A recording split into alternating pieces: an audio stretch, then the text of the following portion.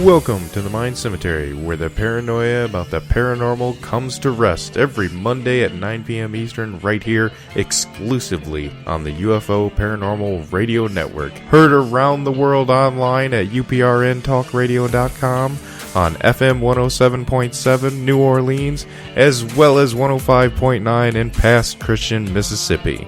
As always, we will do our best to delve into the unexplained, weird, and sometimes creepy topics you won't hear in your local news. Like what you hear on the show? Then like the Mind Cemetery Facebook page and follow at Mind Cemetery on Twitter. If you want to check out the show on your time, download the Mind Cemetery off iTunes and at soundcloud.com/UPRN. For all of the UFO Paranormal Radio Network's shows, visit mindcemetery.net for info on upcoming guests, weird news, award-winning blogs, show archives, and of course, the ever-present UFO Stalker. Join the discussion live in the UFO Paranormal Radio Network chat room on Pal Talk, or call into the show at 1-504-273-7379.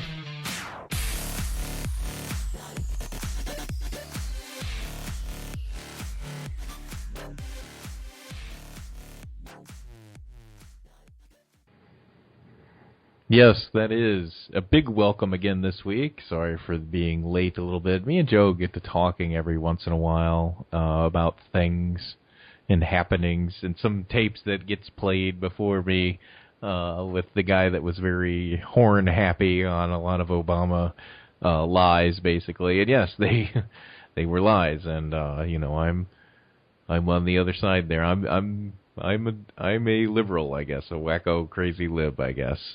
Sometimes not crazy enough for people, which really blew my mind the few times I've run into those situations. I'm like, what are you talking about? I was like, I thought I was fairly liberal, and then you get around some of them, and it goes crazy quick. So I'm one of those wacko libs that likes their guns.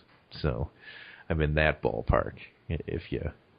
So I guess I'm not that crazy. But anywho, a lot of lies Obama was saying in that recording, and I was just stunned at it, because we were talking at how stupid it was, and how he couldn't even hold to his word when it comes to posting the bills that online for 5 days before he signs them into law.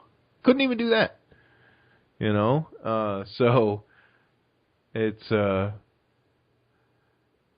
been ridiculous, and that's just one of many things that are just outright lies. And another one was something about putting on C-SPAN interactions with lobbyists and senators and stuff. What?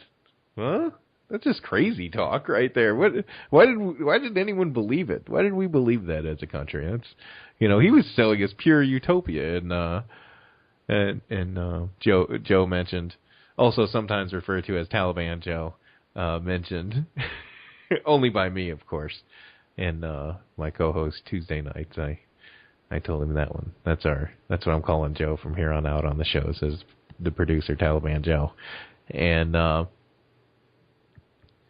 they couldn't even uphold something that simple, and how every president since Nixon, it's just got even crazier with the promises to everybody on what they can get in their life and how great it can be, So it's just nuts going back and listening to that stuff from years ago when he was first elected. So a real reality check. And then he mentioned how everybody's, the left and right, and most people are disillusioned with their parties and the way nobody's working together, and how they want something different and all this kind of stuff, right? And I just thought, well, that's an awfully dangerous environment, I think.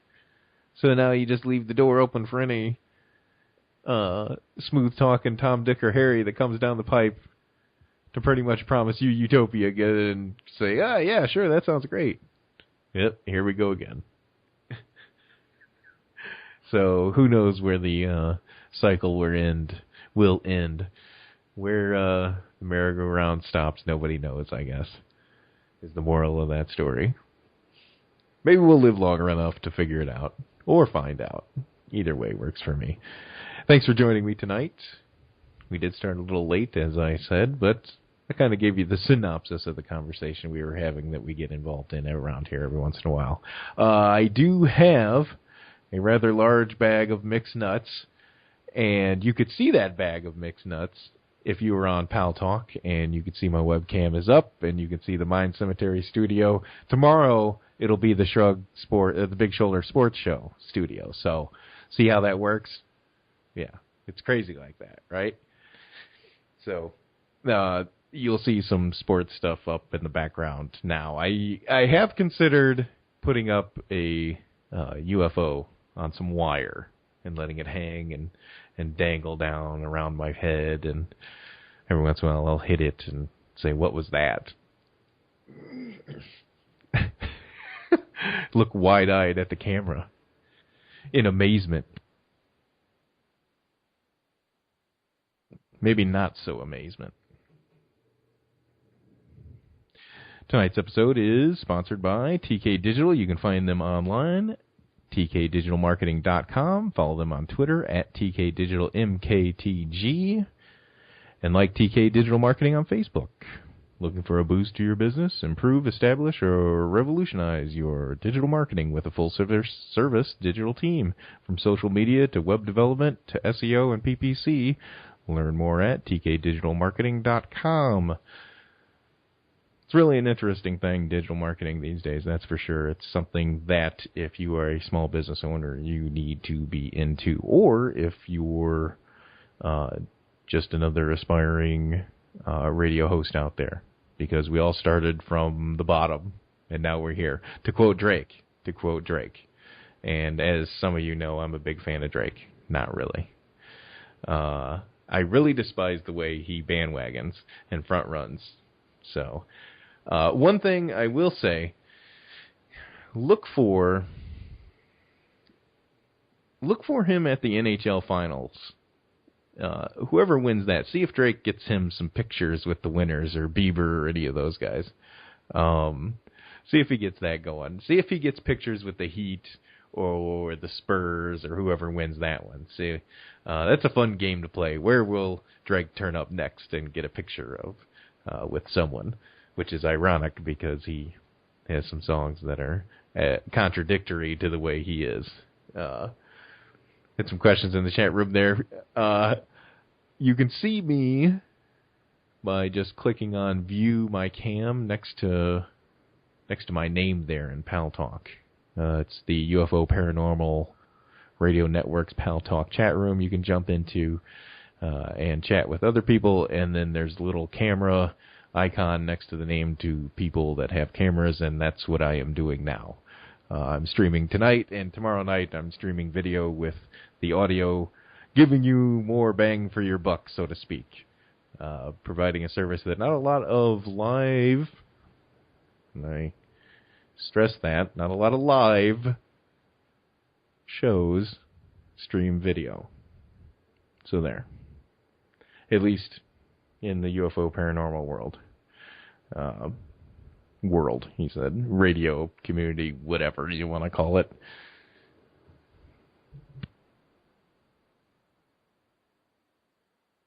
What's really weird if you're in the chat room is that you're going to see like two logins with me. One's for the cam because I don't have an actual webcam, but one's for the camera on the laptop. So that's what I'm talking about. That's how easy it is, you know.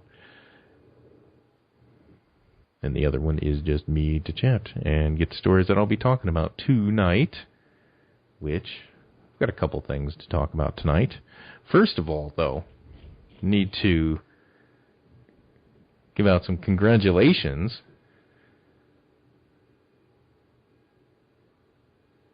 to... I'm sorry, I got stuck reading the chat room again. Got stunned for a second. He did it again. Instant karma is going to get you too. Big congratulations out there to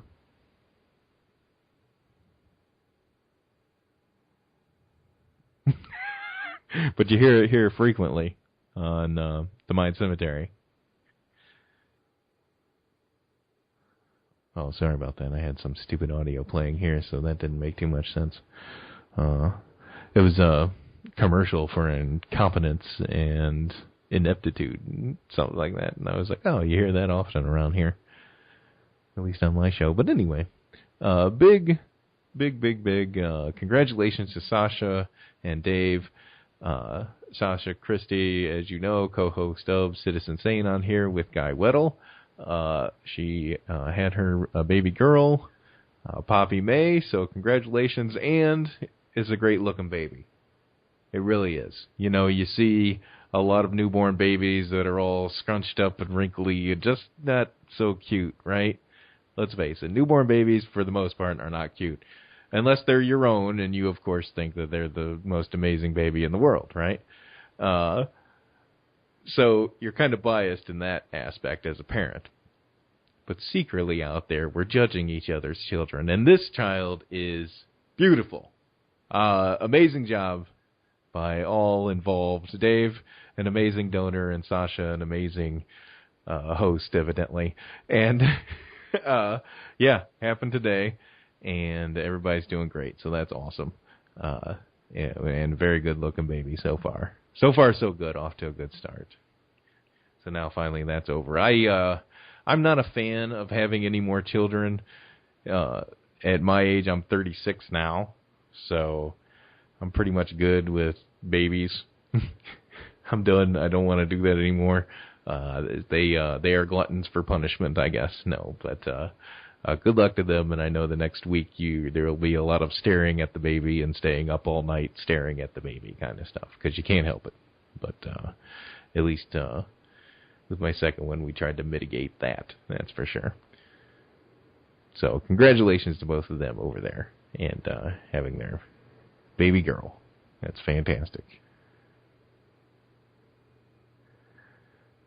All right, so today, as I'm looking around at various things, I wanted to start off with another review of the Rendlesham Forest, Encounter in Rendlesham Forest book that Kevin Randall did. And let's see, it definitely was interesting to hear his take on it versus the extensive work that Peter Robbins did on his 62-page review of it, right? No, actually, instant he did not dump on it that hard.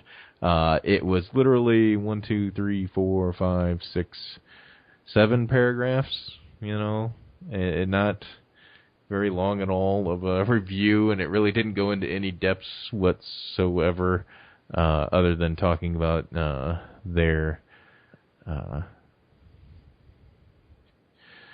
talking about how his experience that has never been talked about before. Inside knowledge of the working of the British UFO desk in the MOD and their service with the Air Force. It's just,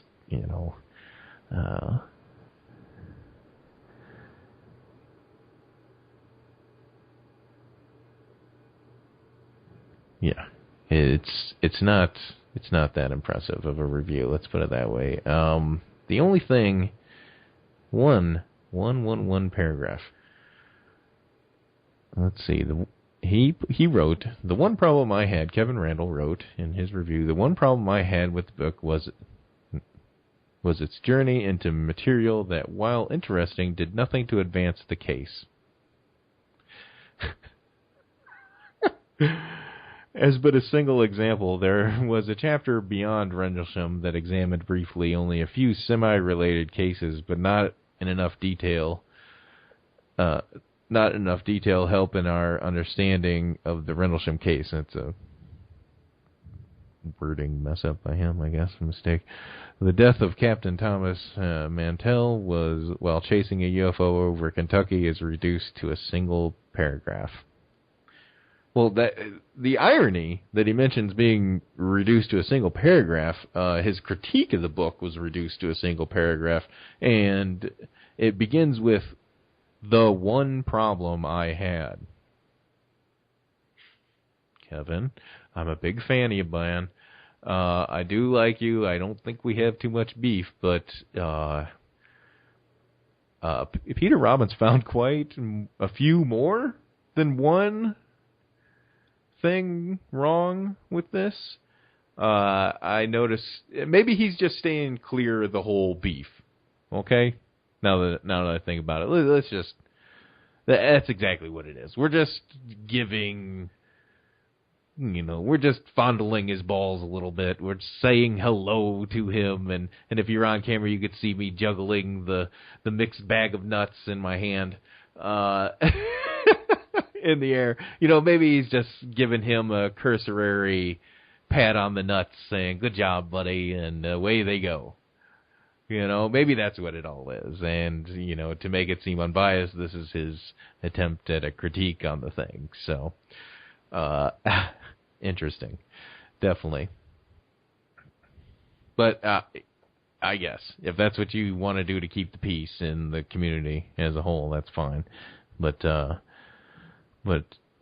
don't really see a reason to keep any kind of peace.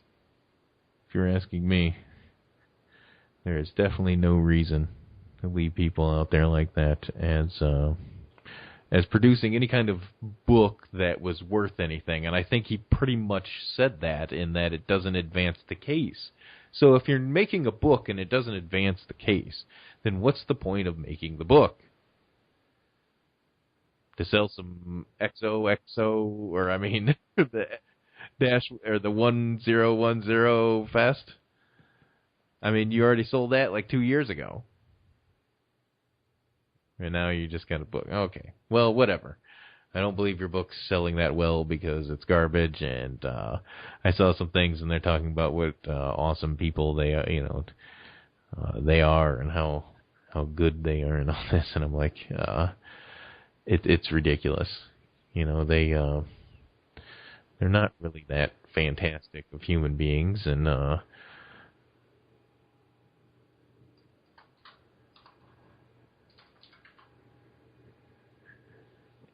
and it really shows in the way that they treat other people. Sorry about that. Just doing the chat room thing.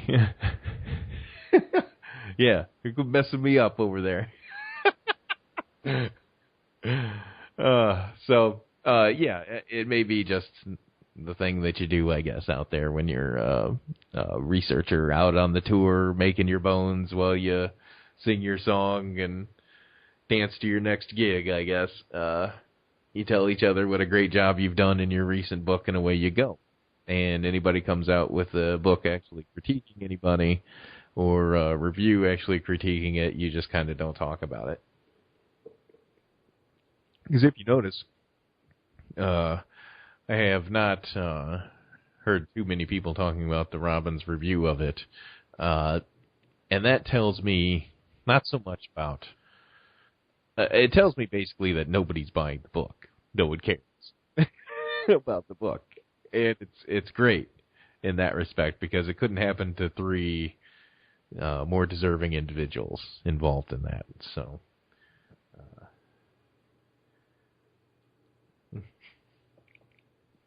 yes, on the cam there in the room, if you don't have the subscription, it's only like 5 seconds or 7 seconds or whatever. But I don't think you get that streaming video on the app for the Pal Talk app. It may be overloading it a bit on your poor little iPhone or whatever device you have that's masquerading as a smartphone.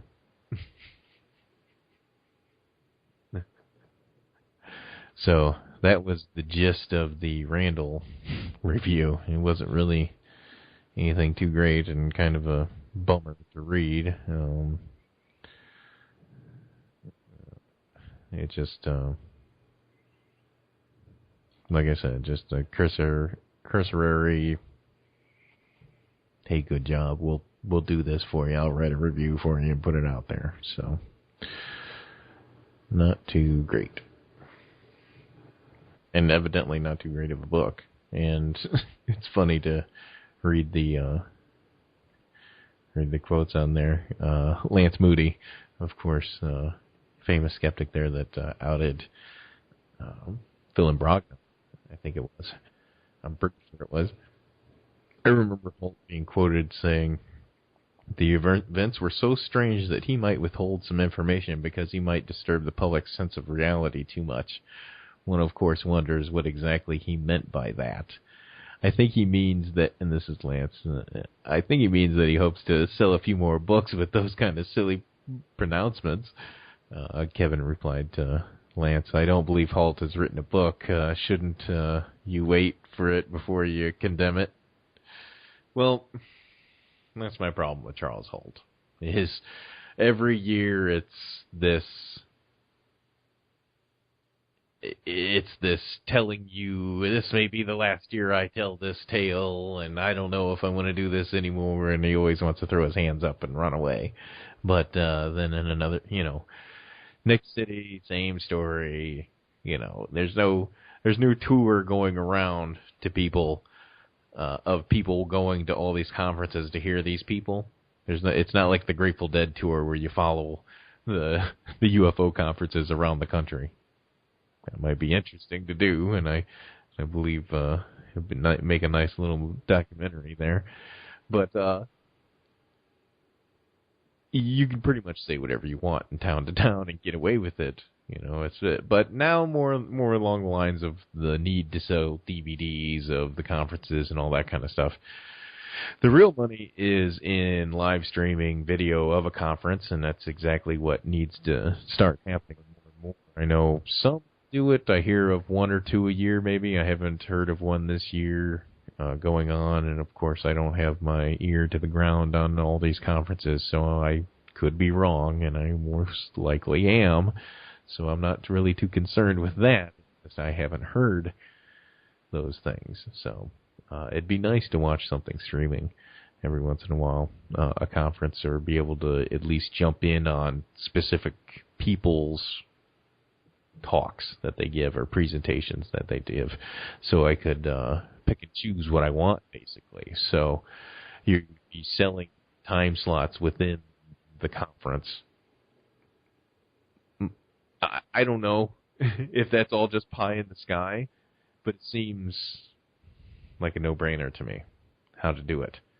And then you start finding out who wants to, who wants to be entertained and who wants to be informed.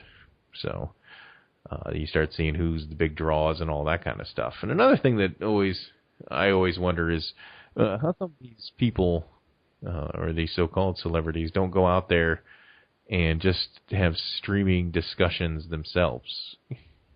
Just sell tickets to it, through PayPal or run it through a credit card, $25. I'll do an hour or 2 hour presentation, and talk about this or this or this, and do it every week. And instead of these stupid UFO camps, I don't know.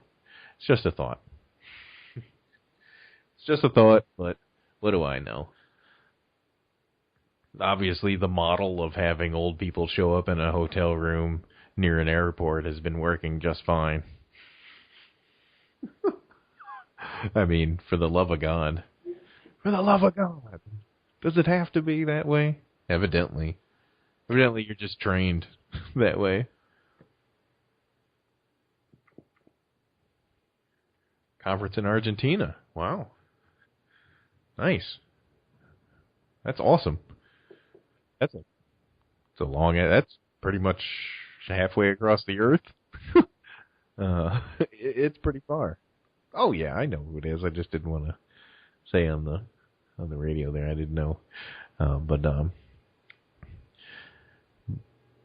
But yeah, that's a nice trip. Are you gonna go? Hey, you know what? Isn't that where the Atacama being came from that Greer had there?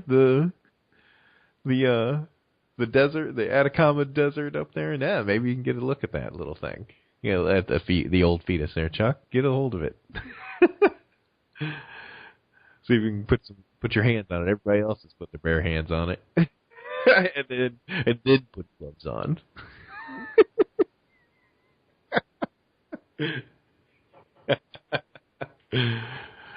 Maybe they're selling another one in a store somewhere.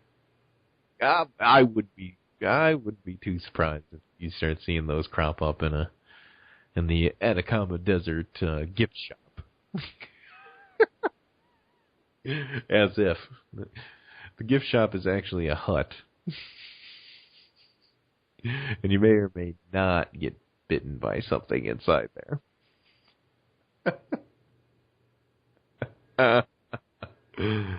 Classic. So yeah, that's the Kevin Randall response to it. That wasn't too fantastic, I thought, but hey, whatever. I gets it. Evidently, they're looking to make a Pacific Rim 2 right now. If you're a fan of that franchise, I don't know. I saw it the first time. Guillermo del Toro has dropped some tasty tidbits. See off BuzzFeed here. Been working for a few months now in secret on it.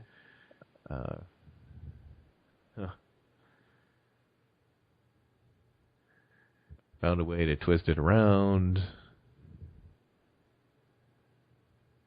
If we were going to do a prequel, I was never interested in doing a prequel. I was never interested in doing that first wave of invasion. I'm doing... I'm going for very new, very crazy ideas on the second one, which are very difficult from the first one. Oh, very different from the first one, sorry. But you will get really great spectacle. No, okay. So you're just going for a special effects fest, I guess. Yeah, the trailers were spot on with that bad boy, that's for sure. I have pretty much wrapped it up in the scenes right there. It was worth watching for the most part.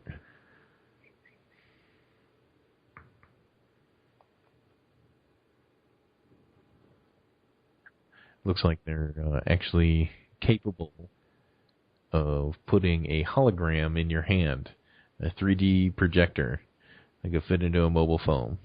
Same capabilities as R2-D2. What? You mean to tell me he's obsolete? That's weird. How come they didn't just come up with cell phones in this galaxy far, far away? Financed by £60 million of venture capital from venture capital firms.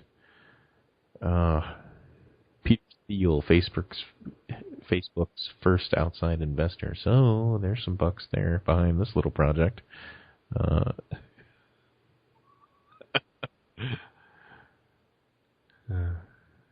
Microsoft is working on its own. And Facebook bought the Oculus for £1.2 billion. Crazy right there. That's nuts.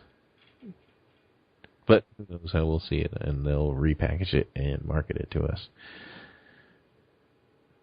It consists of 6 chips laid together that so far can emit a 3D image of green dice into the air. Well, it won't be long. We'll be sending "Help Me, Obi-Wan Kenobi, You're My Only Hope" 3D images to each other and think it's so funny. Try to be the first. Try to make it go viral. Maybe you could do it while wearing the Google Glass.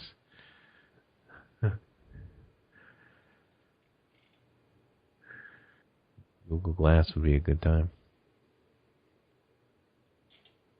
So I saw a Majestic 12 video a few days ago. On the 4th it came out, so it was about 5 days ago. Not too long after the show I saw this pop up on UFO Updates, which I'm a big fan of that page because it's got smart people there and not a lot of garbage, so it's a good time. It's definitely worth being in. So anyway, this Majestic 12, a UFO disinformation scandal, is the name of the video over from Open Minds TV. And It has Alejandro, of course, narrating, like all your other favorite videos have out there from Open Minds.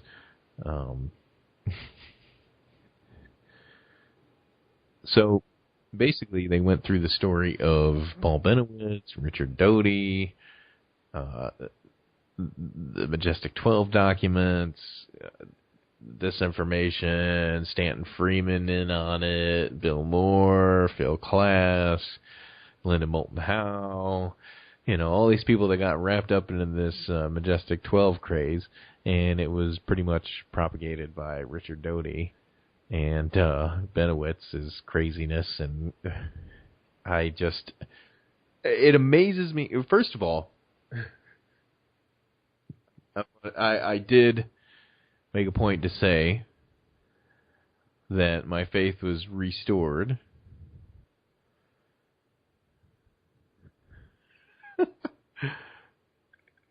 In Open Minds and the people there, at least for now. Okay, it's back in, but there's always room to screw it up. Let's put it that way. And I know it's very important to them to keep me happy. I'm sure they're telling me to go piss off, and that's fine. That's whatever, Everybody has that option.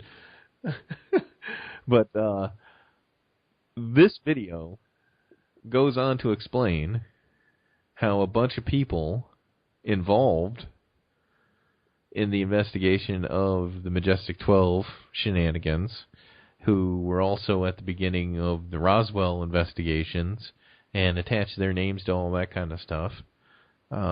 Stanton Freeman, I don't know. I am asking myself this, and this is what I posted on that page, and I'd love for people to go watch this video from Open Minds, because I don't promote much that they do, because, philosophical differences, let's just say, sometimes. And I understand that they are a money-making venture. So they do kind of want to keep the door open to make some cash and all that kind of stuff. So I can't blame you for that. That's just your marketing strategy. Why would you want to reduce the amount of people, right, by splitting hairs? But in this video, you see basically the reasons why those involved with Majestic 12 and the Roswell and Benowitz and Doty, and if it all came from that poisoned well, then why should anything be believed that's being produced? Because I know Stanton's argument is going to be the same as everyone else's, and it's going to be the same for most pseudoscientists out there, and that is that even if the documents have been proven false, the ones that haven't been proven a hoax or false or anything like that, well, there's still a smoking gun here for us to bark up that tree. And it's like, you're seeing the same crossover mix of information between the hoax and your supposed real ones. Then what's the problem here? Why are you standing behind these documents that are obviously not authentic? Right? And then you get to ask yourself, how long have they done this kind of thing? Or stayed in the business because of this kind of shenanigans? Linda Moulton Howe, for God's sakes. Her stupid Earth files. All right? You go ahead and try and look at that stuff. You have to pay. You have to pay to do anything. She shows up at all the conferences with her buddy George, and they both hold hands and sing soft songs about how much money they're getting and screwing people in the face. And how easy it is for dopes. And you hold up, I got a daytime Emmy or some local news Emmy or whatever stupidness it was. It's an achievement. Congratulations. We're all very proud of that. But, there are points in some individuals' lives out here that, after you have these fantastic achievements, the things go bad quick. Things go wildly off the rails. And Exhibit A to that is Alfred Weber. And if you don't understand what I'm talking about, he was once a brilliant man. Now he's just nuts. Okay? So, I'm done with the whole holding on to documents that haven't been proven false yet, so they must be real. And there's your pseudoscience right there.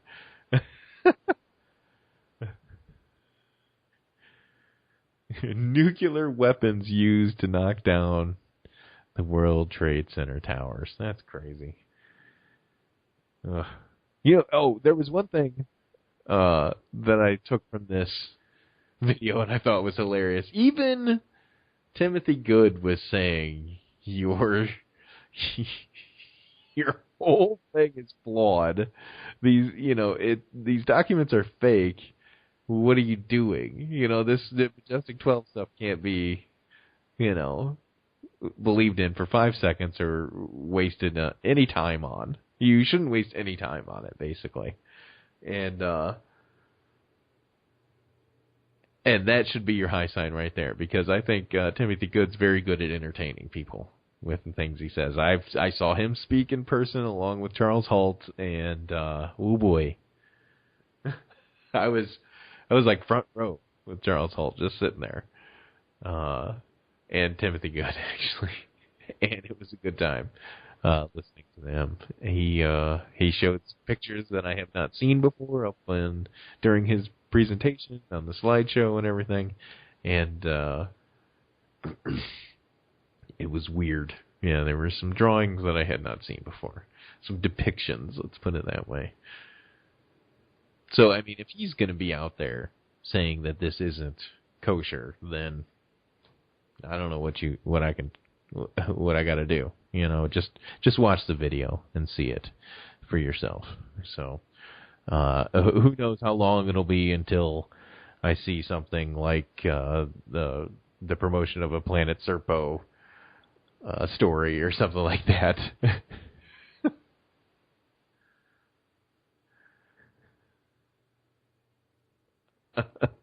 So, who knows?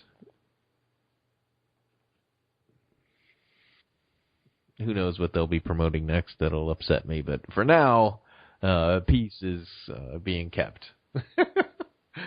I just don't go to them for a majority of my other news. And this is a perfect example of how a good story about Majestic 12 that, in my opinion, should be the absolute basis for...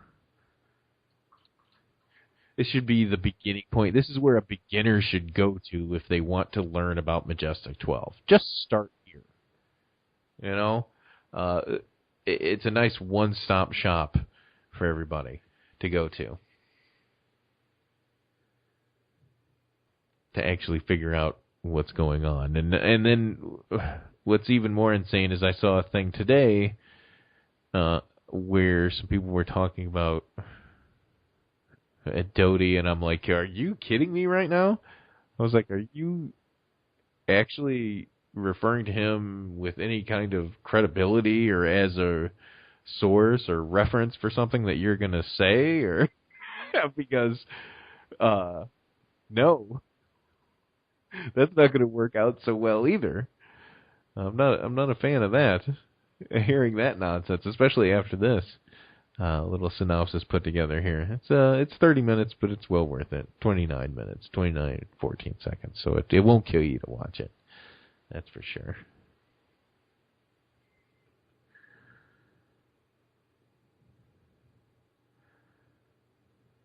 I did not manage to get out and promote tonight's show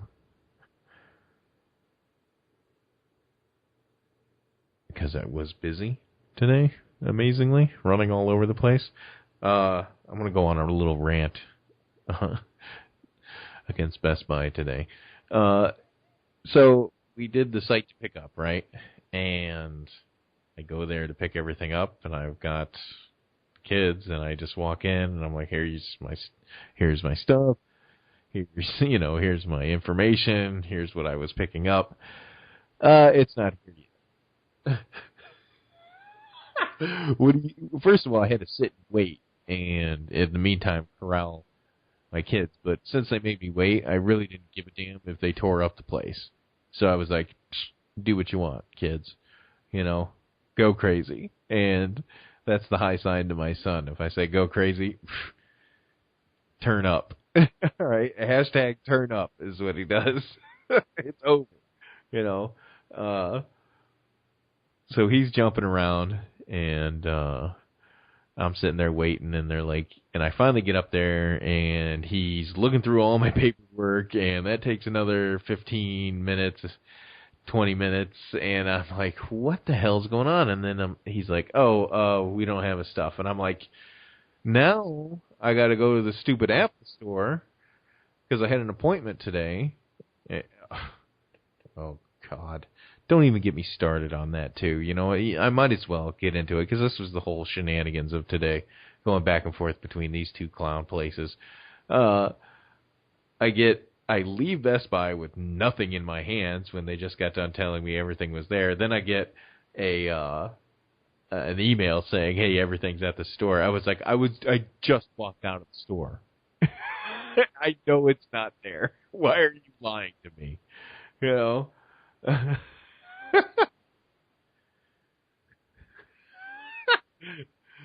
It was really ridiculous. So I had to go to the Apple store, right? Had a iPod Touch, problem with the charger, right? We bought this attachment for my son to play games on it, and putting it in and taking it out obviously was too much for him, and he broke it off, so there was a piece stuck in where the charger goes, so I had to get that extracted, as they say in the professional world. As they say in the what is it? The alien implants extraction world. By the way, is another classic story. Who knows what's going on with that, though, to be honest. God, I used to be all about that, but then I thought, why would they leave pieces behind in us? I don't know. Anyway, but I digress. So, then, you got to go to the Apple store. Well, you got to make an appointment to go to the Apple store. You can't just walk into the Apple store without an appointment, right? So you go into this clown town after you get done dealing with the blue shirt bozos, of which, by the way, while I'm standing there waiting, I get asked if I need help like 5 different times. And I'm like, yes. Site to pick up. And they're like, oh, he'll help you in a minute. Dude. Oh, no kids and no conscience. It'll be a different story right now, as Warren Sapp used to say back in the day. So, I get there, and I was late, of course, by like 10 minutes, and to the Apple store. And I'm like, yeah, I had an appointment, and I need someone just to get some tweezers, basically, and get this out of here. And, of course, I don't know how they did it, but obviously, they got the tools, obviously. And it was like no time at all, in and out of there. It was the most pleasant experience at the Apple store I've ever had, because usually it's I'm inundated with the feeling of wanting to punch everybody in the teeth, because they're busy wearing a stocking beanie in the middle of the summer, or they have a beard, or a big giant hoop in their ear, or a piercing on their face, or some other augmentation, skinny jeans, whatever the hell it is, okay? Something going on with them that they've done to make themselves interesting. Okay? They've established not a life, but a conversation piece. in their life, for the most part. Apple employees, that is. And it's always very interesting in there, the collection of folks, right, that belong in this joint. And what I love more than anything is going in there and being like, yeah, this is my son's like third device, right? iPod, iPhone, iPad, Kindle Fire. I was like, yeah. And he's like on his second iPad, by the way. So when I go in there and there's some dope wanting to just buy one, you won't even talk about the other products that we have here. That, of course, I myself am not an Apple, a Mac fan in any way, shape, or form. Do not get me wrong. You can take that pretentious stuff and stick it, right? That's how I feel as soon as I get in there. I feel like walking in, grabbing a hipster by the beard and saying, "Smokes, give me some hairdo, chips, hairdo, get over here." So I feel like Ricky walking in this joint, with a lot less hair. That is. Ricky from Trailer Park Boys, if you haven't seen that, which do on Netflix have a new movie out. It's 2014 Live in Dublin, so check that out. I just got through about half of it, and I'll talk about another movie I only got through about half of, and I tried watching it twice, maybe 3 times now, and I can't do it. I can't even get through the half of the half. Their Apple products are overpriced, and they go through this Mac Genius bar thing. I put my son on the Mac Genius bar, by the way. I was like, just sit here. Sit here and play this. And I grabbed one of the demo things. I'm like, here you go. Beat it. Get out of my face. Yeah, I'm waiting. What about it? Lo and behold, 2 minutes later, fixed. They pulled the little thing out. It looked like a mini staple, but it was just a piece of the stupid charger. Hey, no charge. See ya. This was the least headache of my day. I love you hipsters. I take back everything bad I ever said. At least for 5 minutes or so, you made my life easy.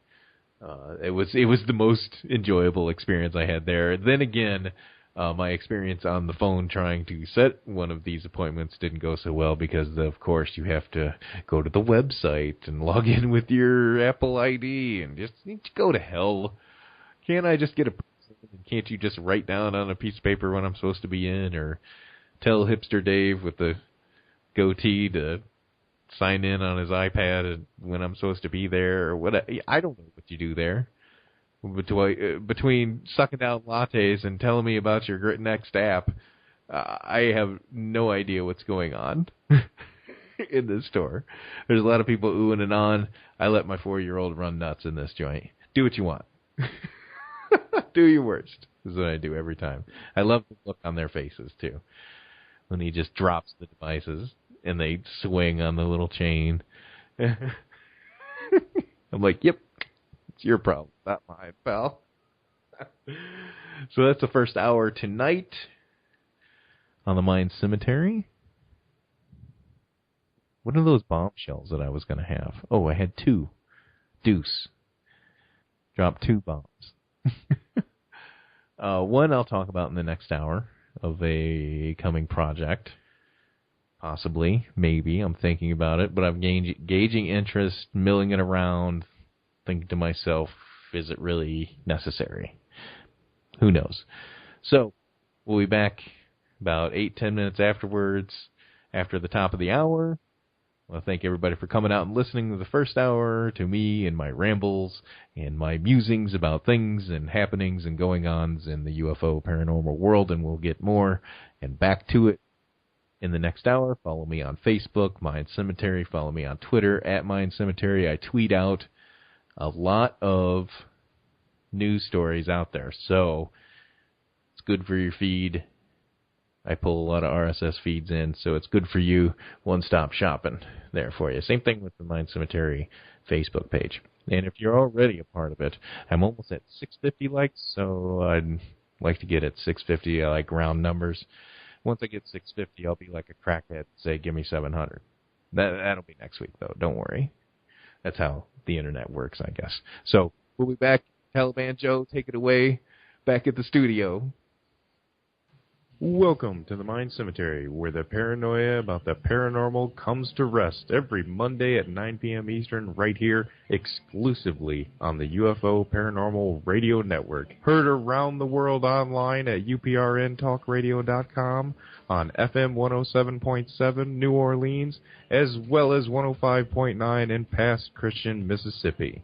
As always, we will do our best to delve into the unexplained, weird, and sometimes creepy topics you won't hear in your local news. Like what you hear on the show? Then like the Mind Cemetery Facebook page and follow at Mind Cemetery on Twitter. If you want to check out the show on your time, download the Mind Cemetery off iTunes and at soundcloud.com/UPRN. For all of the UFO Paranormal Radio Network's shows, visit mindcemetery.net for info on upcoming guests, weird news, award-winning blogs, show archives, and of course, the ever-present UFO Stalker. Join the discussion live in the UFO Paranormal Radio Network chat room on Pal Talk or call into the show at 1-504-273-7379.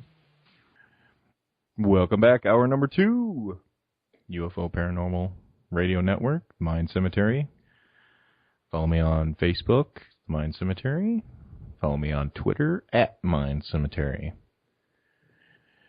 And I say that because it's very important that you do these kind of things. You know what's even more important than that? To get me 650 likes on my Facebook page. That's what's most important. No, seriously, beyond that, if you do follow the page, you are alive, go over there and like some of the stories.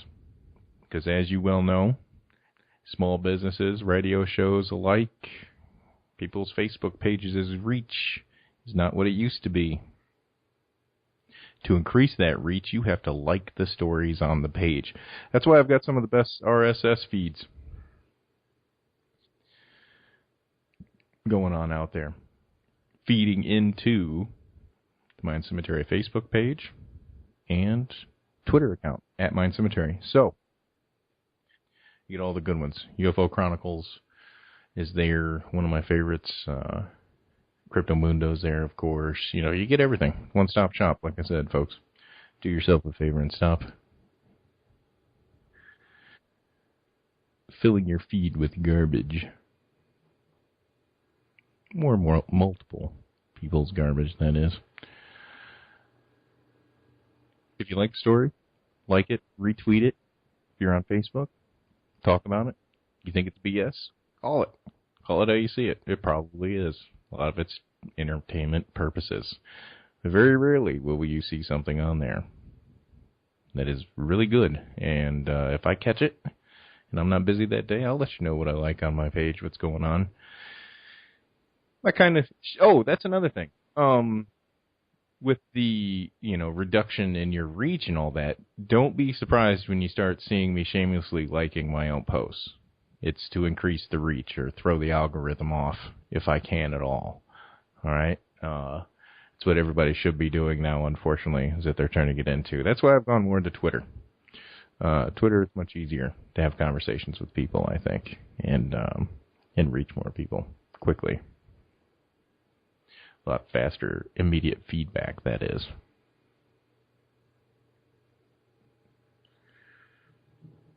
Hashtag immediate feedback at Mind Cemetery. And I'll prove it. It'll happen. Almost 6,000 followers. So that's if the algorithm is correct. Because that doesn't mean they're almost 6,000 interactors. That's for sure. There you go. Boom. Bingo bango. Hashtag City on Twitter. And I'll retweet it. So, boom. There you see. The way it works. Couldn't get that on Facebook. That's for sure. Oh, you have to pay for it, though. You have to pay for it a lot more to get that kind of reach. So that's the moral of the story when it comes to Facebook these days. I'm trying to get off of it. I can't stand it that much anymore. It's not really worth it in the long run.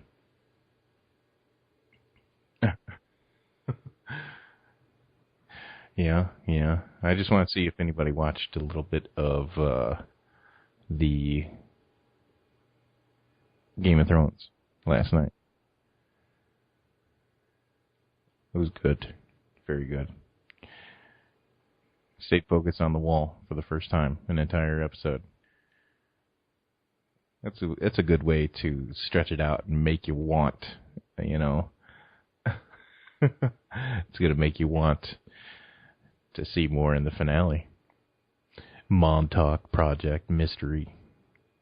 UFOs, extraterrestrial beings, interdimensional travel, Nazi scientists, reptilian beings, and much more. How much more really do you need besides that? Doesn't that sum it up for you? It's pretty much everything a growing boy needs.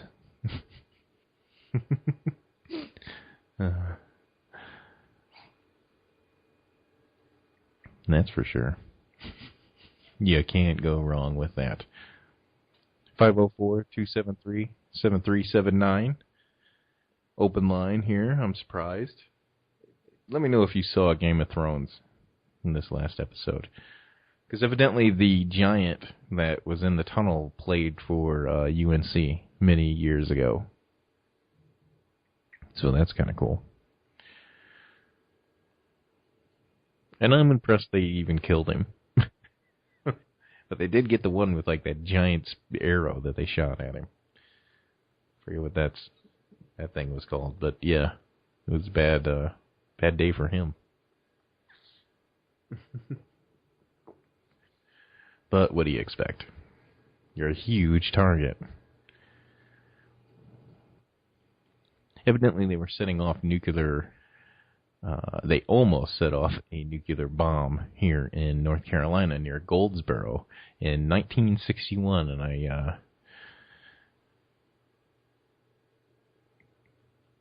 I caught that tonight from Shep on Facebook. Shepard Johnson. He catches a lot of weird stories from the area here in the southeast and the Carolinas and Virginia and so on, and evidently.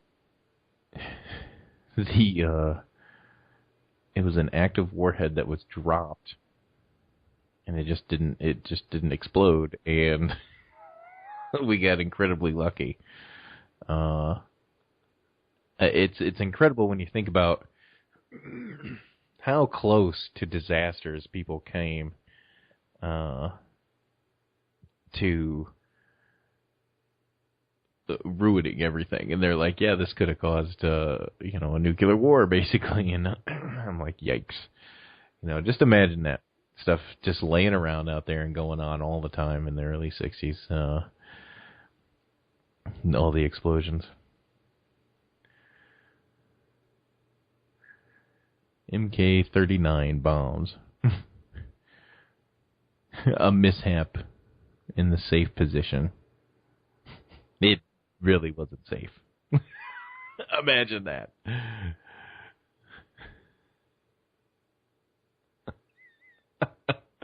Oh, yeah. We'll see. Solid movie. Did I make it in? Made it in. Yeah, in the Game of Thrones episode, they would have used that I forget what you even. Do you even know what they call that weapon? I don't know. So, is Chip still on, or everybody else still on, or? You're on, baby. Nope, not anymore. We almost had a conversation with Callie in this episode. Almost. He'll probably call back in. We'll see. Yeah, it pretty much was failsafe there, which coincidentally, failsafe was the name of a band in my high school at the time. Interesting. You can look them up. It's a true story. True story. True story. I know those dudes. Hi, this is Christian Corralejo. I'm unavailable right now, but please leave a message after the tone. Back. Taliban Joe has declared jihad, I believe.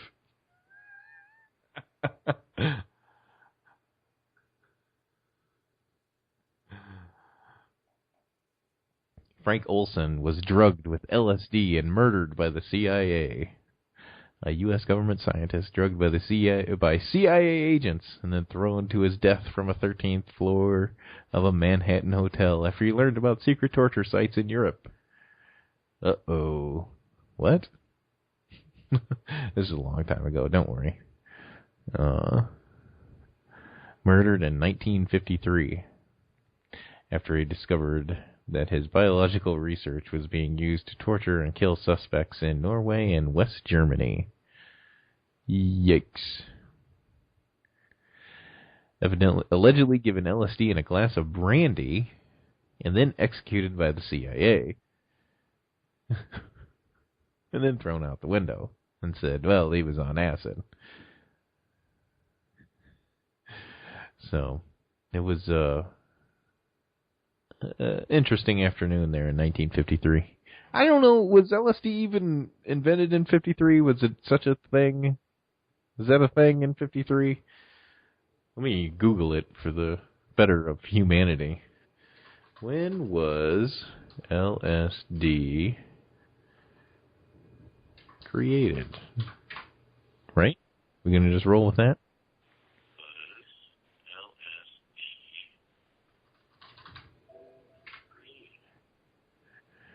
Discovered in Switzerland, huh? Guess who's back? Who's back? Back again. Yeah. What's up? And nothing much, just hoping I'll stay on the phone this time. You're on. Yeah. I'm actually just making a quick call because my dog's getting a little antsy. I have to take him on a run, but mostly I wanted to suggest a potential connect sports with the supernatural. And I heard this topic before on another show, and it's actually amazing what kind of stuff people do in terms of supernatural stuff, some kind of prayer, ritual, or chant. Yeah. Curses and stuff. Oh, that's awesome. That's an awesome thought right there. There's plenty in baseball of superstition that you see people doing, and unwritten rules of the game and all this kind of garbage. In football, not so much. You see it in a lot of movies being depicted too. You see it in Major League when they had Joe Boo in there. Obviously a voodoo god thing going on. And I feel it is really prevalent in baseball more than anything. Yeah, is the Billy Goat curse one of them, or the curse of the Billy Goat, as it's sometimes called. Yeah, and as a Cubs fan, I can't stand that story, but I can't believe they were letting barn animals in the stadium to begin with at any time, but evidently I guess they were. But, that whole deal, who knows what else is out there, and curse-wise, there's curse of, Babe Ruth's curse in Boston, and they proved that didn't exist, so it really is just a marketing ploy, I think, in baseball for the most part, but on individual levels, when it comes to players, there's definitely ritualistic tendencies. Anyway, it's still a fun topic to go over if you ever feel like it. But anyway, but actually, I don't really know what else to add to that. I kind of forgot what you were talking about. But you were mentioning that whole Relsham Forest case and mentioning a bunch of the nuts in the nut bag in the ufology field, Alfred Weber. I forget who else you mentioned, and pretty much everybody that was mentioned in the Majestic 12 video that followed down that path. Stanton Freeman is clinging on to shreds of hope and staying relevant, and he really isn't. And Linda Moulton Howe's the same way, and the entire Majestic 12 Paul Benowitz, Richard Doty, that whole fountain is a poison fountain as far as I'm concerned. Yeah, and when people realize that if there's some kind of one world government, that the world will be going in so many different directions, because it seems like all the countries are being a value nationalism, just sticking with their own country and forcing their own borders rather than becoming one world government. So there is a Majestic 12 and move to put all the countries under control. They're doing a really crappy job at it. So, right, and that's more proof of it not existing, let alone all the fake documents that have been proven to come out. Right? They're having one country per member or something like that. It'd be more than 12, though, right? It'd be a crowded room, and they already do. That might cause disputes between them, like who gets which country, and is what country even having. I don't know which, who would want a random small country in Europe or Africa, but Yes. You never know. There's many perks to go along with being a president, I see. From what I've seen. You're basically a king. Yeah. No Well, yes, I have to get going. I'm sorry it has to be so short. Well, I always enjoy talking to you. Thanks for calling. Yeah, thanks for having me. No problem. And that's good. Yeah, go ahead. Okay, there you go. He got him. Taliban Joe might have cut him off. He has declared jihad on the mine cemetery, so most of my callers are going to have to face the abuse, unless you're a fan of Allah, then he's okay with you. You're his kind of guy. So be nice when you come in. Take your shoes off. I don't know if that's a thing. I think that's an Asian thing. Let's see how many people I can offend in the next 10 minutes. Or the last 10 minutes. I can grow a beard, and I just don't want to. It's too itchy when it gets to a certain point. Ugh. It just gets bad. Japan, there we go. It's Japanese when you take your shoes off. Quit getting my floor dirty, you bum. I work hard on them floors. For my money. So, no, he was on a good point. He had a good point when it comes to the superstition and crossover and curses and things like that, especially in baseball. It's most prevalent in baseball, where I think you also have a higher amount of stupid going on in baseball, right?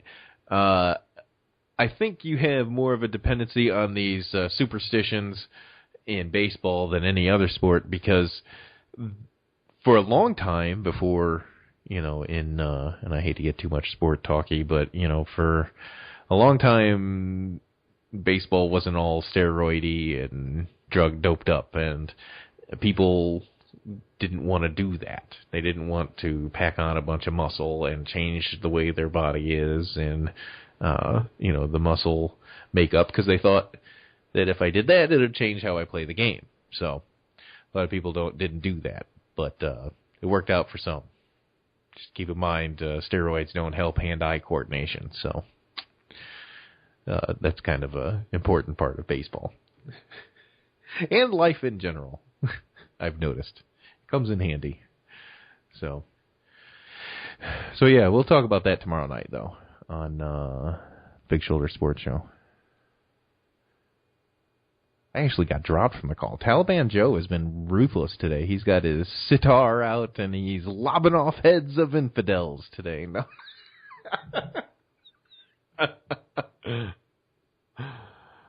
Oh, I want to talk about upcoming guests that I finally have real quick. It is the upcoming guests that I have. I have actually 2 scheduled. Put it down in the books, son. It's for real. Recently, I've noticed this guy a lot, and I've seen him on YouTube a few times. I've watched some of his YouTube video. He is a Bigfoot hunter. He is a squatcher. He is into cryptotainment, he calls it, which, by the way, I love the term cryptotainment to begin with. You know, if you can label what you do, then you are on the way. Now, where you're on the way to, I don't know, but, you know, you're going somewhere, so you're on it. You're on the ball. You had an original thought. Chris from Big Huntin' videos, Bigfoot Huntin'. And yes, it's spelled Huntin', Huntin'. So I know a lot of Bigfoot people out there will be able to understand that because they go squatching, right? There's always a lot of N's in cryptotainment, I guess. So he'll be here next week, at least for an hour, talk about his videos, talk about how he goes out in the woods and makes his videos and does his investigations and his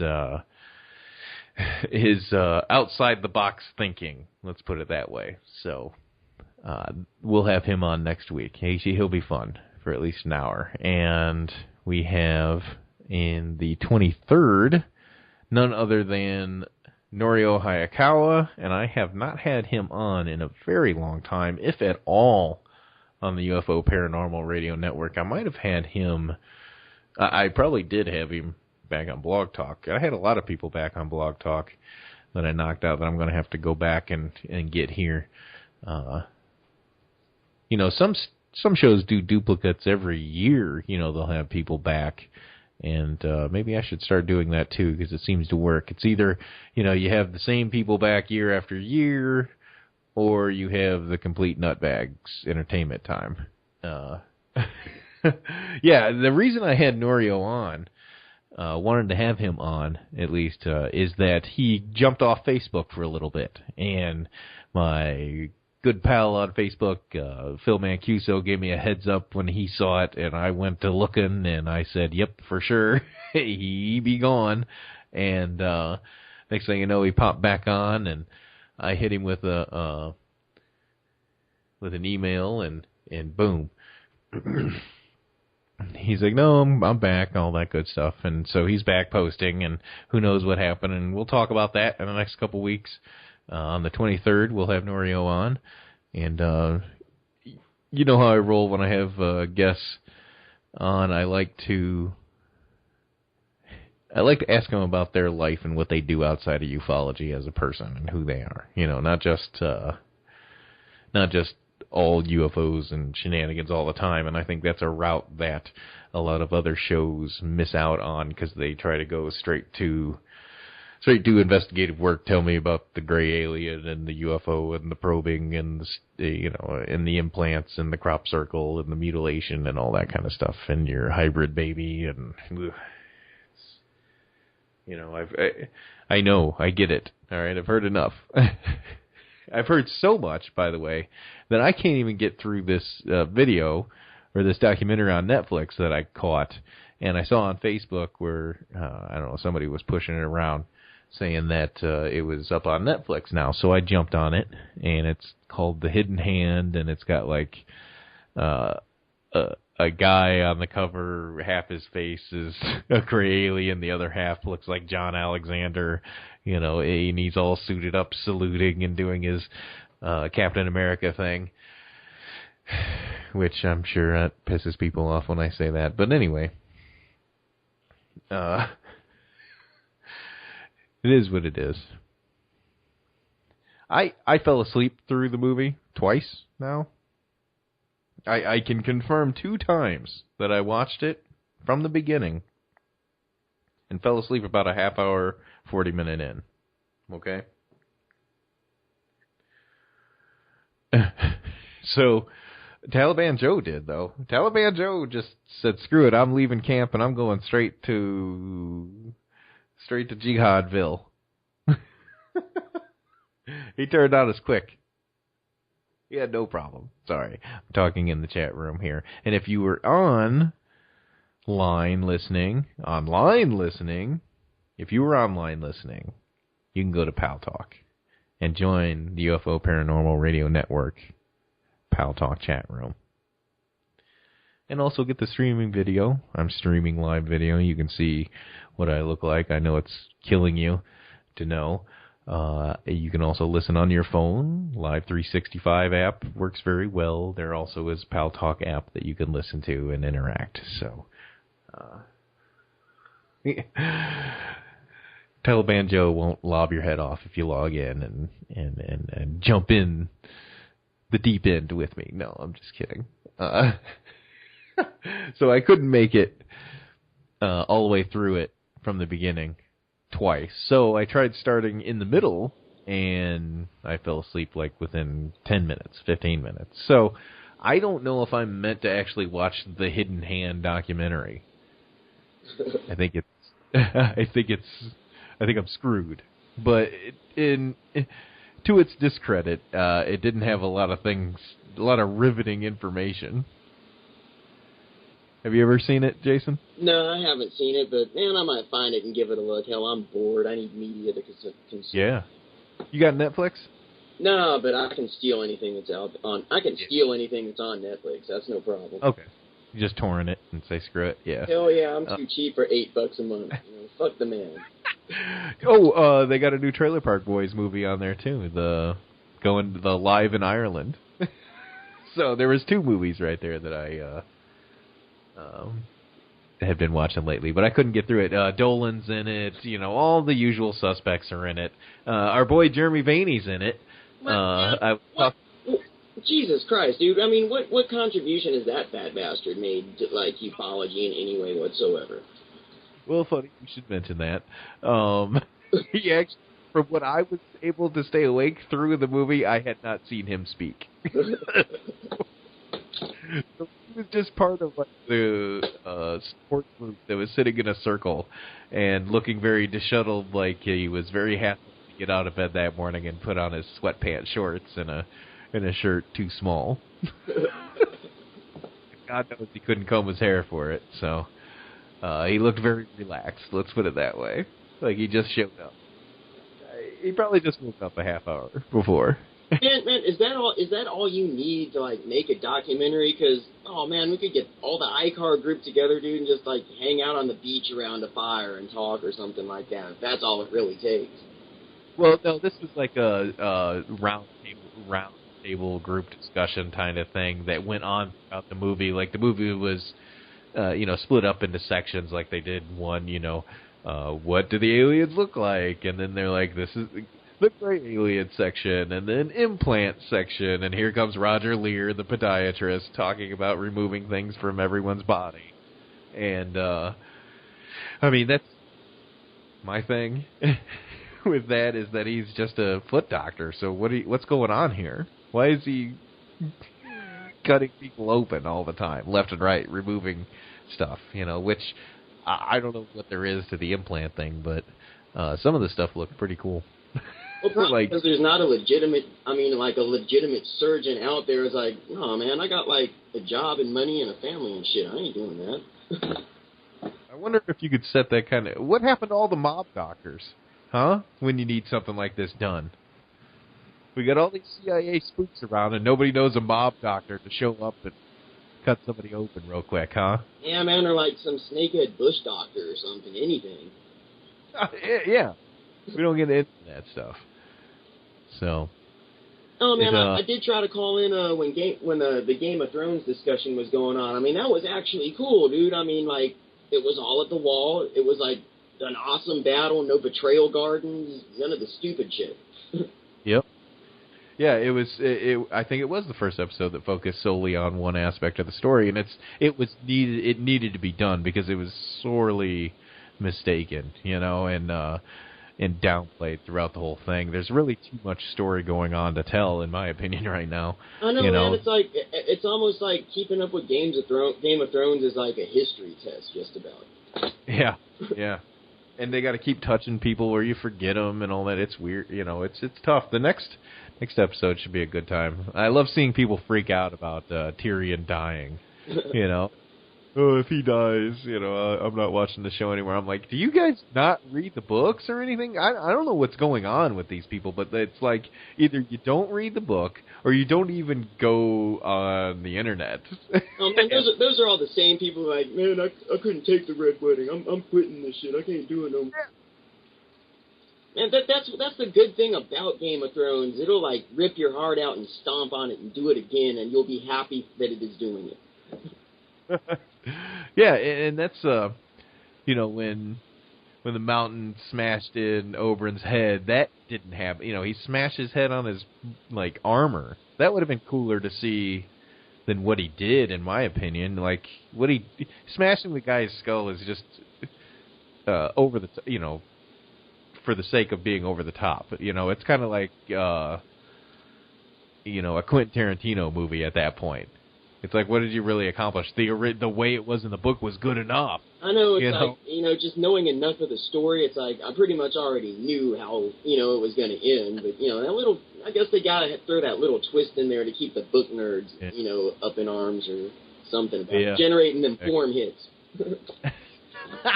Yeah, and then not hold completely to it so they could stray from it, which, of course, they're already doing drastically. So we'll see how much farther they go. You can check out the archive, soundcloud.com/UPRN. I'm usually up there. And my thing, too, Taliban Joe, if you don't mind, the infidel is going to make a request that make sure I get just a sports-themed picture to go with the sports show post, not your pedophile and the robot from Lost in Space picture. Oh, Lost in Space. Speaking of Lost in Space, the Funkadelic Mothership is going to be on display at the Smithsonian.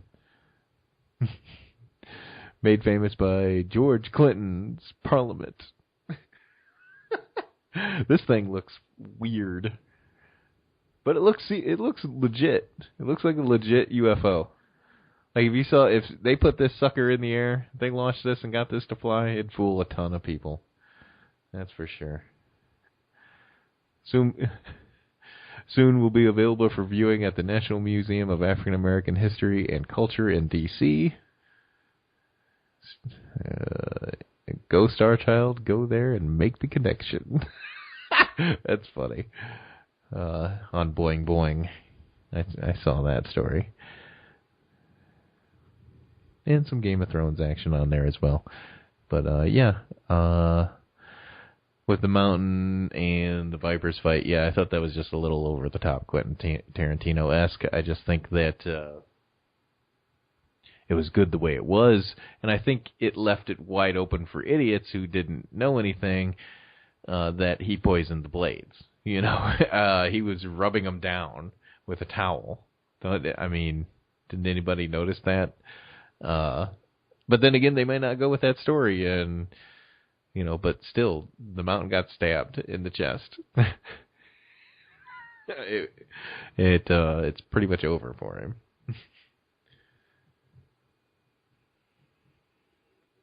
But yeah, I'm glad I was able to see that small part where the squire's just rubbing down the blades, and it's like, yep, there we go. All right, I'm good.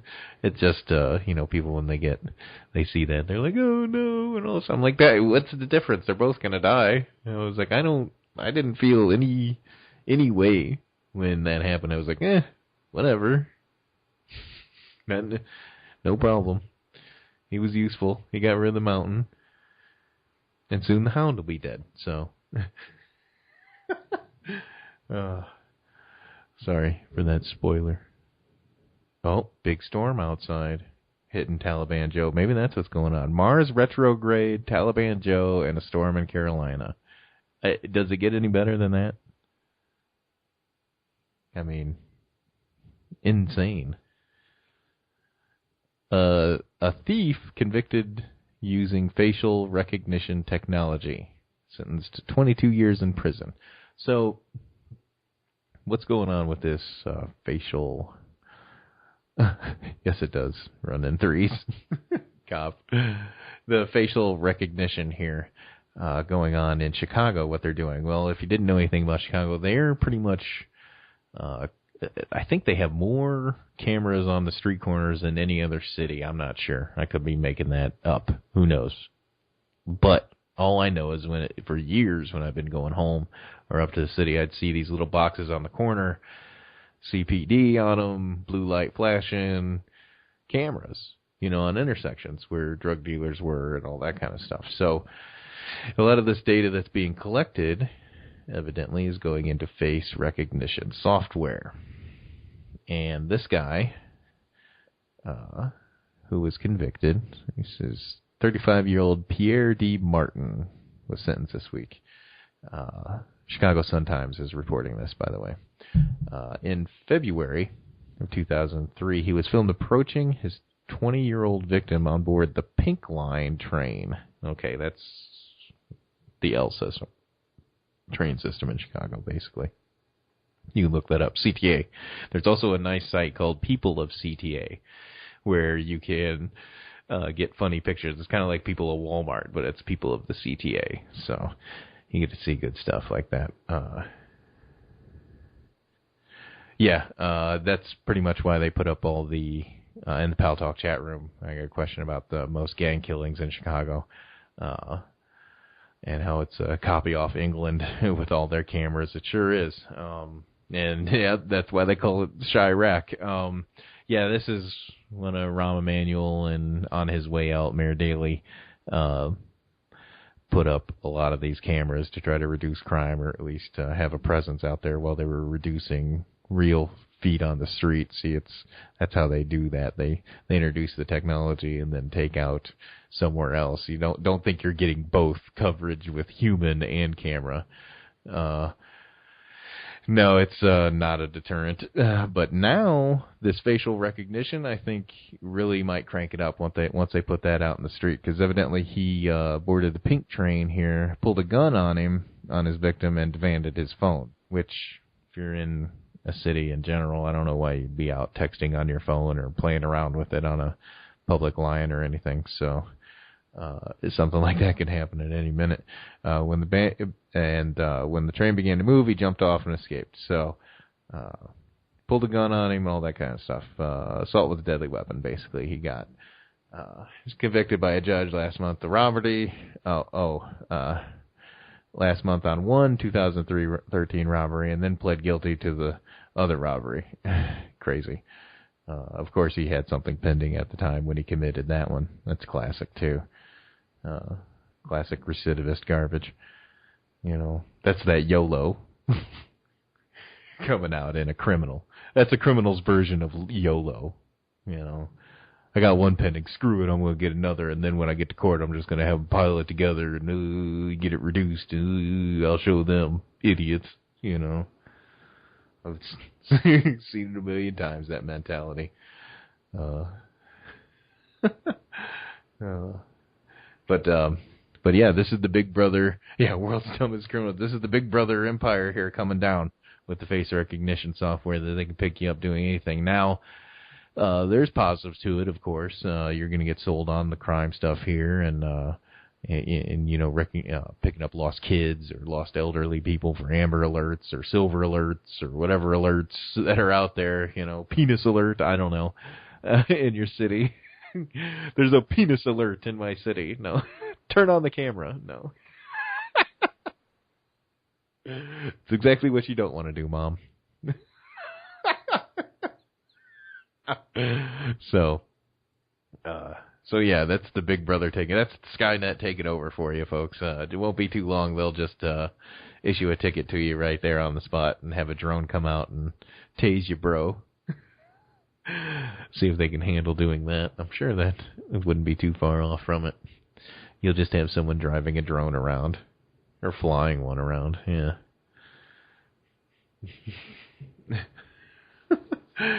You can't do that, Karma. If you wore a big hoodie, that's racist.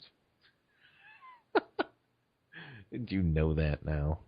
Nobody can wear a hoodie anymore. And oh, by the way, in his picture, he's wearing it's a jacket with a hood on it. I was like, oh, there we go. For everybody that cries, oh, why is every black man in a hoodie got to be a criminal? Well, he kind of was in this case. Well, Pierre was here, at least. Sorry. Oh. His mugshot was in the police database following convictions on aggravated unlawful use of a weapon, pulling another gun on somebody, and possession of a stolen motor vehicle. Stole a motor vehicle. Blech. Spit it out. So yeah, he's a good guy. Upstanding member of community. But yeah, I don't know. It was acquired last year for $5.4 million. And of course, the 22 years in prison. We know he ain't gonna spend that long, and no, he ain't spending 22 years in no prison for robbery. Get out of here. He'll probably do 7, 5, tops, maybe even 3. It'll be disgusting, that's for sure. Good time, yada yada. UFO researcher offers adult education classes on the paranormal. Good luck to you, sir. Ray Fowler offers courses through adult education of the Kennebunks on subjects ranging from astronomy to near-death experiences at his home studio in Kennebunk. I don't know where Kennebunk is. I may have to sign up. He's written 11 books, for God's sakes. Investigations with Spook Central, a.k.a. MUFON, yada yada. Yeah, Ray Fowler. Here we go. The Watchers 2. I don't know what's going on there. Is that the L.A. Marzulli Watcher series, you think? No, it's forward by Whitley Strieber. Proby. Oh, Strieber's in the Hidden Hand movie, by the way. So he's out there rocking it with his white hair, doing his thing. Love Whitley Strieber. Never interviewed him. I think he hates me. No. I'm not even a blip on the radar. Let's face it. Oh, Maine. Kennebunk. It didn't say port, though. It didn't say Kennebunk Port. It just was Kennebunk. That's what threw me off. I'm a dumbass cracker.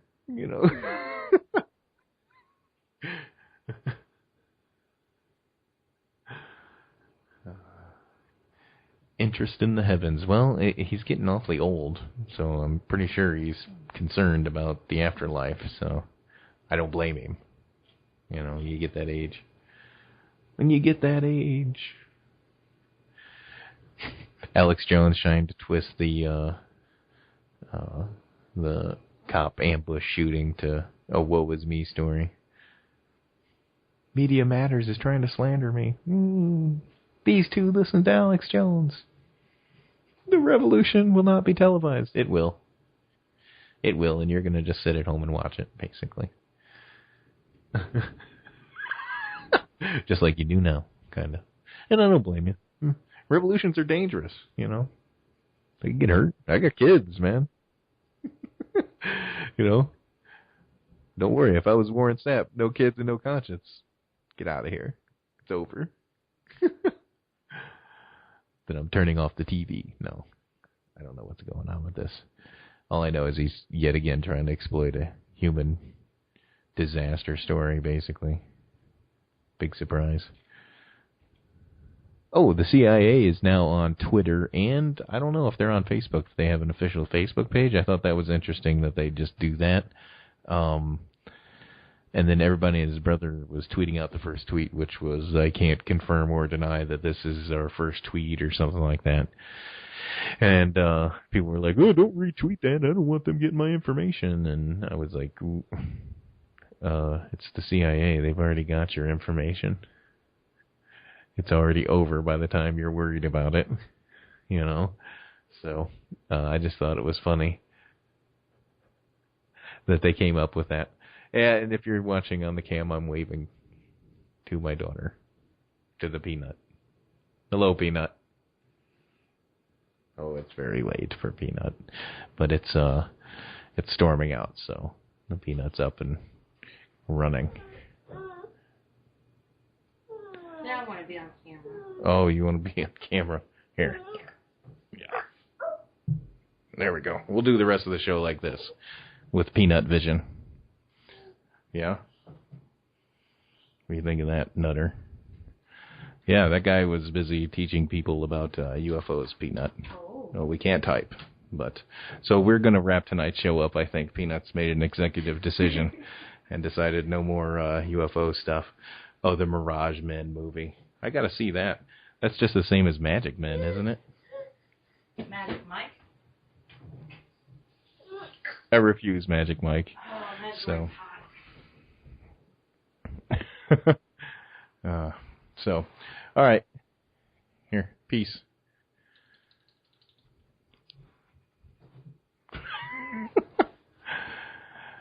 A piece is what we call the pacifier. Just a piece. Yes. So anyway, it is storming pretty rough out there, evidently. Jeez. Yikes. What else was I going to say? Oh, the old CIA being in on our business. They already are. I mean, you don't have to follow them on Twitter. Why would you follow the CIA on Twitter anyway, you dopes? I mean, this is the same bunch that's out there like we were talking at the beginning of the show with Taliban Joe about everybody who's fed up with everything that just wants something different. Well, these are the same fed up masses that'll basically just go for whatever because it's different. And get fed all the utopian lies and how great life will be if you vote for XYZ. I'm voting for Mickey Mouse from now on. Oh, one bombshell before I get out of here that I wanted to talk about. I have friends in low places that have approached me about possibly writing a book about the Romanek saga. The beginning, the middle, the ends, everything. Nice and dirty. So it'll be greasy. And that's when I said, what's the benefit of it? Would I just get thrown in with a debunker at that point? Would anyone look the other way? It's not going to be beneficial in my point. So, but the other point of it is that it'd be fun and it'd be a nice starter book to do. Something that doesn't really matter. So, something to just get it out there. I just wonder what would make it different from any other book that had been written about a hoaxer in the past. That's something I got to look into and find out. How many debunking books, so to speak, are there out there on famous cases or abductee hoaxers and things like that? I don't know if it's the market's there or what. And I think a big part of it would have to be the illusion of credibility that they project to a lot of the audience, in general. So that's my big bombshell in the mixed bag of nuts for tonight. Hopefully you had a good time. You didn't mind me talking about my mixed bag of nuts too much. You certainly didn't mind me fondling them on camera for you. I'll do it again real quick. There we go. See, those are the advantages of coming on Pal Talk and watching the streaming video there. You get to see those kind of treats. And every once in a while you get to see my kid or kids run in here yelling and having a good time. So it's an all-around family tradition, I guess. That's the other thing is how long would it be? Yeah, it's like 200 pages. And I thought, how much research I'd have to go into and dissect his hoax, basically, and go through the people that have debunked him in the past and all that kind of stuff. So, yes, it is time to raid the fridge. Cop, you nailed it, and it's time for me to get the hell out of here and stop wasting your time another night. I know you have many choices, but most of those other choices suck and are boring. So, and they pander to you and make you dumber. In a nutshell, make you dumber, make you more paranoid, and that's not what we do here. So we like to have fun at other people's expense, and whenever possible, but usually it doesn't work out that way for the most part. See you next week, everybody. Follow me on Facebook. That's Mind Cemetery. Follow me on Twitter. At Mind Cemetery. Get me to 650 likes, and then next week I'll beg for 700. But more than likes and follows, I need you to retweet, like, comment, all that kind of thing. Interact on social media, baby. That's the way it works. See you next week. Taliban Joe, take it away. Lob my head off for the folks tonight.